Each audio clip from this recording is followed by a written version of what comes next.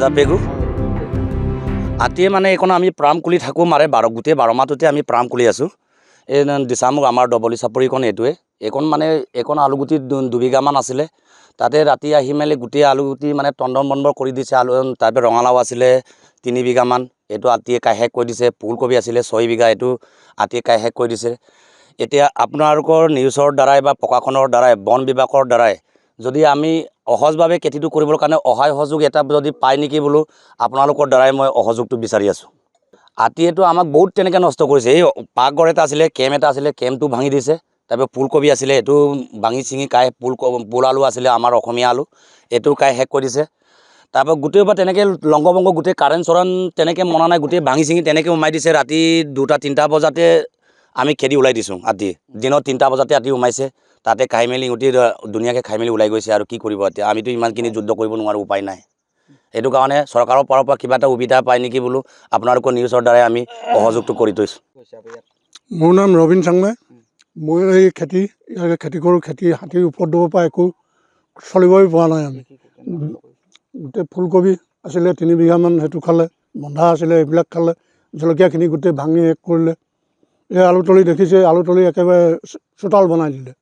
কি কৰিম আৰু ইয়াকে চৰকাৰলৈ আপোনালোকৰ যোগেদি অনুৰোধ আছে, কিবা এটা যদি সহায় আগবঢ়ায় আপোনালোকৰ চেনেলৰ যোগেদিয়ে কিবা এটা কৰিব বুলি আশা কৰিছোঁ।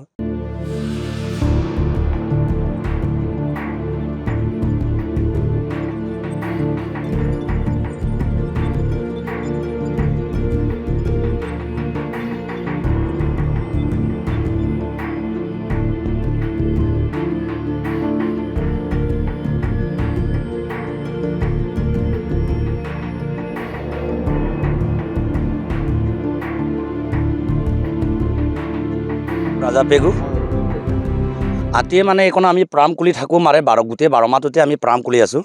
এই দিছামুখ আমাৰ ডবলি চাপৰিখন এইটোৱে। এইখন আলুগুটি 2 বিঘামান আছিলে।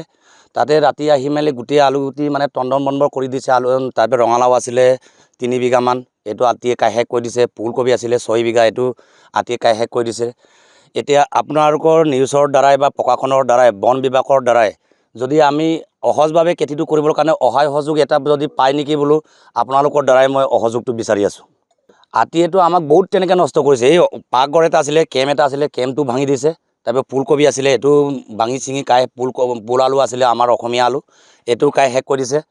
তাৰপৰা গোটেইবাৰ তেনেকৈ লংগভংগ গোটেই কাৰেণ্ট চৰেণ্ট তেনেকৈ মনা নাই, গোটেই ভাঙি চিঙি তেনেকৈ উমাই দিছে। ৰাতি 2-3 বজাতে আমি খেদি ওলাই দিছোঁ। আতি দিনত 3 বজাতে আতি উমাইছে, তাতে খাই মেলি গোটেই ধুনীয়াকৈ খাই মেলি ওলাই গৈছে। আৰু কি কৰিব এতিয়া, আমিতো ইমানখিনি যুদ্ধ কৰিব নোৱাৰোঁ, উপায় নাই।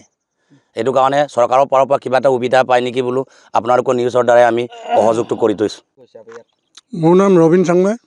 মই এই খেতি কৰোঁ। খেতি হাতীৰ উপদ্ৰৱৰ পৰা একো চলিবই পৰা নাই। আমি গোটেই ফুলকবি আছিলে 3 বিঘামান, সেইটো খালে। বন্ধা আছিলে, এইবিলাক খালে। জলকীয়াখিনি গোটেই ভাঙি শেষ কৰিলে। এই আলুতলি দেখিছে, আলুতলি একেবাৰে চোতাল বনাই দিলে।